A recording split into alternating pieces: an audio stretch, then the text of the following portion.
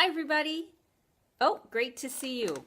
So here I am, Rita Hickman, Northern Illinois, shiatsu massage therapist, body mind expert, and somebody who's completely passionate about ways of looking at the world, how we evolve, how we grow, change, learn, how life gets better, and how we manage our body mind. I'm a complete nerd. Hey, Kathy, I'm a complete nerd when it comes to understanding how our body mind works and how it can create a life that we really love instead of being stuck in the life that other people would rather that we had. How to really be happy and enjoy things and how they go. So, to get one of the first things out of the way, people asked me what vitamins that I take. And yesterday, so the vitamins that I take are powdered versions of vegetables because I've always dealt with having a problem with eating because I've dealt with the problem of my stomach being upset when I'm anxious, and I spent a lot of time being anxious in my life. So I didn't eat. And I learned that I still have to get a really good source of the micronutrients and all the wide variety of things that I get in order to stay healthy. So this is what I take. I take Fruit Festive by Juice Festive. It's all organic. And I take Veggie Festive by Fruit Festive. So the nice thing about these is that they're organic. They are the powdered version of the fruits and vegetables, hey Svalin, that I should be eating and don't get a chance to. And I really notice that I'm smart about when I take these. I take them especially if I need a boost. You know, if I need a boost to get my morning started, or if I need a boost a little bit later in the day, this is when I take these vitamins, my fruit and veggie festives, because they keep me, they'll give me the mood boost that I need without relying on sugar and caffeine and all of this other stuff. Because I know we're always looking for ways which work better with our body in order to feel better. And being smart about when you take a vitamin that's really filled with all the little micro things that you need, you know, that work well with your system and don't overload them, is a smart way to go.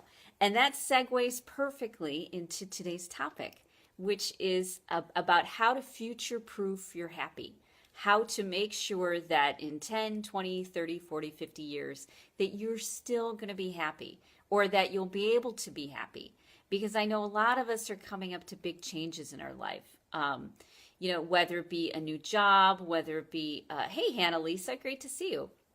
Could be a new job, could be retirement and leaving the workforce forever. It could be deciding to launch out on your own, either as a consultant or an entrepreneur or a healer. We make these big changes in our life, and it's important to learn how to future-proof how we feel, how to make sure that we will feel good in 5 years or 10 years or 20 years or 40 years, no matter what's going on in our life outside of us. I have a friend of mine, hey Dina, I have a friend of mine who called me to task the other day because I've been eating more chocolate, which I love chocolate. And because I've been having this great stash, all these people who love me have been providing me with chocolate. And so, you know, I've been making the most of it. And on the one hand, having this great stash of chocolate means that I always, hey, Teresa, I always have the things that make me feel great on hand. So I always have something on hand that's really good, high quality, that I love, that will give me a happy boost all over the place. You know, next to my bed, in my refrigerator, at work, all of it. So that's one of the ways I've been future-proofing my happy, is by keeping this stash of chocolate around. The challenge is, though, is that I've been eating more chocolate. And because of that, you know, clearly I've been gaining a little bit more weight than normal. And my friend was calling me to task and saying, no matter what's going on in your life, you need to stay on these healthy habits, because the healthy habits are what keep you happy over the next few decades. And I thought, you know what, you're really right. I need to get things in place, a few more systems in place that will keep me on a good path for forever. You know, one of the things that we spend most of our life doing is feeling anxious about things which are uncontrollable, about the future especially. Am I going to be happy? Are things going to turn out okay? Will I make the right steps? Will I be able to handle the twists and turns that happen to me? And so a lot of people, in order to not think about the future, in order to kind of stave off that worry that they're spending a lot of time wasting energy on or ignoring, they focus on what they're reacting to right now, right in the moment. And Buddhism is great for that. It totally encourages you to stay in the moment because you can't predict the future. But unless you're a Buddhist monk who's, completely into that spiritual practice, you need a little bit of balance because you're going to worry about the future. You're going to think about what happens, ahead of you. I spent a lot of my life, seriously, a lot of energy, at least until I was 40, 41. Hey, Amanda, worrying that something's going to happen to me in my life, and I was going to be homeless and a bag lady on the corner, and I would have no friends. I'd be like the little match girl. I read the little match girl story, I think, when I was too young, where I'm starving and freezing from the cold, lighting matches, desperately trying to stay alive. I spent a lot of my life trying not to feel anxious around things like that, and trying to put things in place and hold on to people and grab onto people so that I'd always have somebody, so I wouldn't be alone. That was a big worry of mine. Until one day, I was working with a client, and they were telling me about, well, if worse comes to worse, I'll get rid of my dogs and I'll move in with my sister. And I thought, oh, there are options, aren't there? There are options. You don't have to end up homeless and a bag lady lighting matches by yourself, emotionally isolated. And that was a real turning point for me, at least in that piece.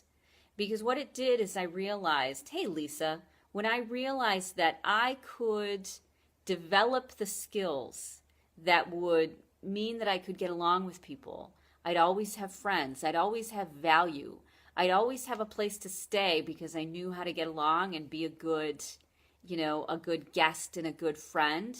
Having those skills future-proofed my happiness for me. I spent a lot of time, when I was a kid, I didn't have very good social skills. And so I didn't have many friends, and I felt very isolated and very nervous about what was going on around me all the time because I didn't have any real friends. I didn't have anybody that was close to me.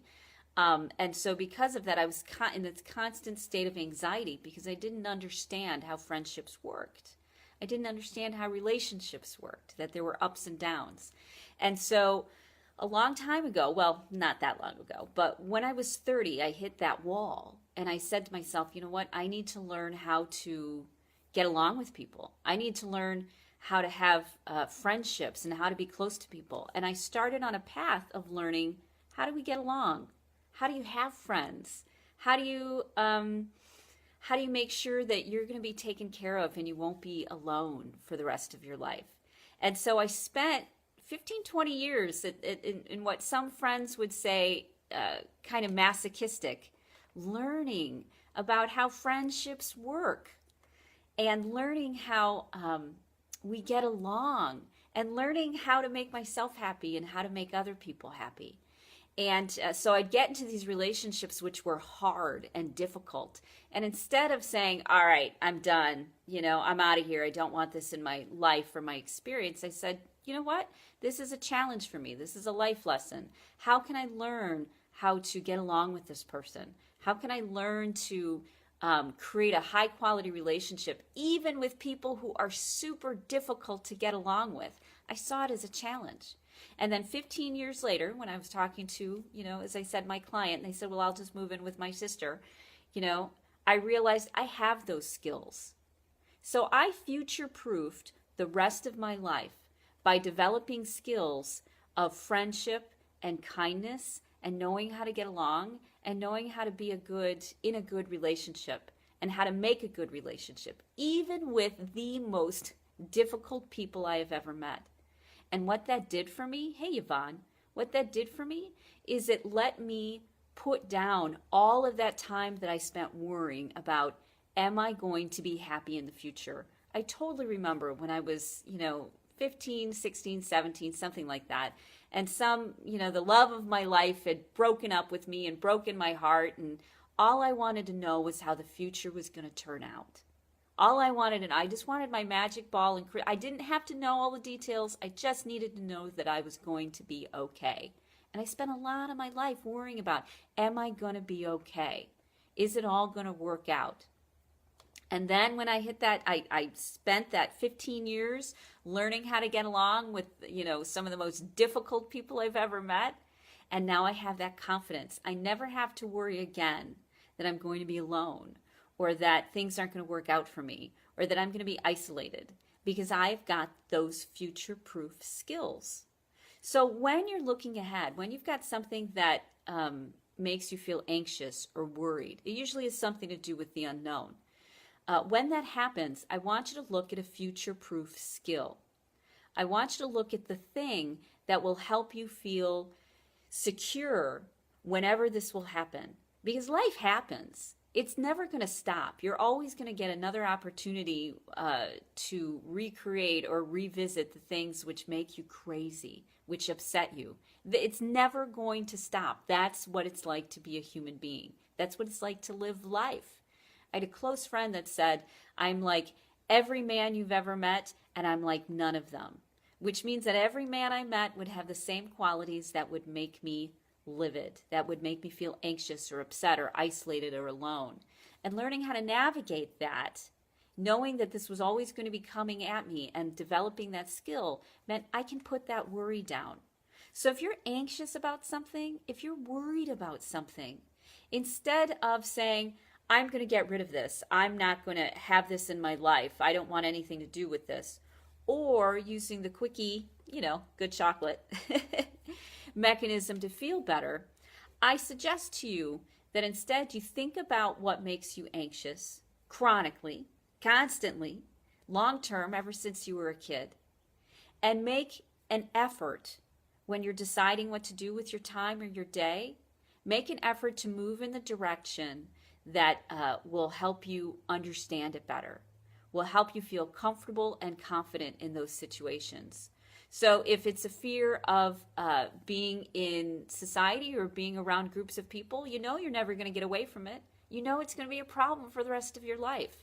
So for a short period of time, it doesn't have to be long, it doesn't have to be the rest of your life, but for a short period of time, challenge yourself to socialize and understand how socializing works and understand how group dynamics work. Do a little bit of a dive into it. Move in the direction of what's making you uncomfortable, because in the long run, in the next 10, 20, 30, 40 years, your happiness will be future-proof, because this thing that always caused you this problem, which you really just wanted to always avoid, no matter what it is, now it's not a problem for you anymore.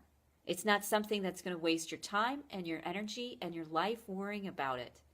So, as another close friend of mine would say, I tend to like to live in denial with things. It makes my life easier. If I don't worry about it, it's not going to happen. And they suggested to me that you take a little bit of time, hey Beverly, and you think about how things might turn out, and then you problem solve them. Don't just worry about how things might turn out. Think about them and say, you know what, these are the things that I'm going to come across. This is going to be a social situation, or the unknown, or am I going to be taken care of when I'm 80 years old? All of those things, whatever they may be, and problem solve them.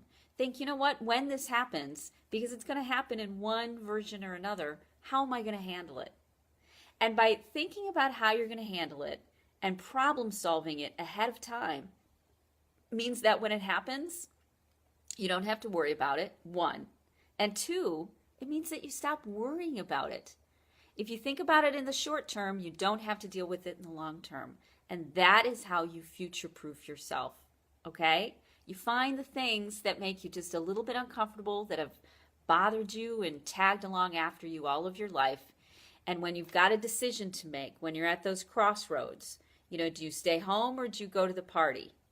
Go to the, if it's difficult for you to go to the party, go to the party. Just do it for a short amount of time so that you can learn how these things work. If you have a hard time being alone, stay home alone and figure out how it works. You can always, in, a little while, or the next time you have the choice, choose to stay home or choose to go to the party, go the opposite direction. You can always do that in the future. But when you can, when you're ready, challenge yourself, because every time that you do, you become more familiar with the situation. It scares you less. You become more confident, and it frees up your energy and your time and your mental space and your hobbies and your money and all that other stuff. It frees it up to use towards the things that you really enjoy, that you want to be spending your time doing, and not instead of wasting at least 10 times the amount. We are 10 times more concerned or obsessed about things that will cause us pain or discomfort than we are about the things that give us joy. So if we resolve or clean up or become familiar with or future-proof the things which cause us that discomfort and that unhappiness or anxiety, if we future-proof them now, then 10 times of our worry is now off of our mind. I no longer worry. I spent decades doing it. I no longer worry about my future because I know that I've got the skills and the gifts to get along with people. And I'll find somebody who needs me to be nice to them. I'll find somebody who needs a kindness or compassion or a listening ear, or someone who can give them a smile and help them laugh. People are always going to need that, so I'm always going to be necessary. And knowing that gives me a sense of confidence and gives me a sense of calm and centeredness and peace that I couldn't have gotten any other way. All right? So your choice today, your challenge today is to find one thing that you could future-proof yourself against. And remember, we're going through the book Opportunity by Eben Pagan, one of my, a great book that I've latched onto, and all these mental models. So today's model is how to future-proof yourself. And I want you to find one small thing to future-proof and move towards it. Realize that, you know what, is this going to help me in 10 years, in 20 years, in 30 years? And if it is, make that choice. If it's not going to help you in 30 years, if it's not going to help you be happy in the long term, then it's not a good use of your time. Okay? I mean, yes, sometimes we have to do self-care. We need to relax. We need to take care of ourselves. That's a future-proofing too, isn't it? When you've got your well filled, when you feel resilient. That's a great future-proofing, because then you've got the ability to handle what comes at you. But when you're in a good space, choose the thing that challenges you a little bit. So I invite you to find something to challenge you today, okay? Now, if you love this, please love, like, share, comment, because this is what gets it out into the world. And the more we can help people evolve, the easier our lives are going to be. We're future-proofing our lives. Thank you, Dina, and I'm thankful for your time. I absolutely am. Future-proof your lives by figuring out how to evolve and grow and be the most whole person that you can be. Okay? Cool. You're welcome, Kathy. Have a great rest of your day, and I'm going to see you guys tomorrow. Okay? How much fun is that? Talk to you later. Bye.